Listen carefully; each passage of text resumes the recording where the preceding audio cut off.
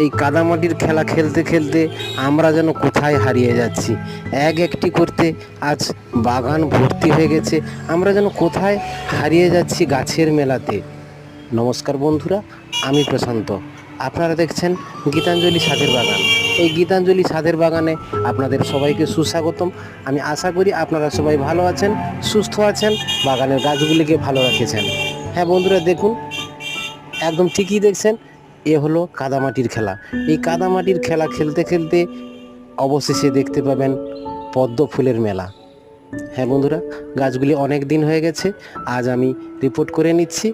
পুরনো গাছ থেকে টিউবারগুলিকে বার করে নিয়ে নতুনভাবে আবার গামলিতে বসালাম।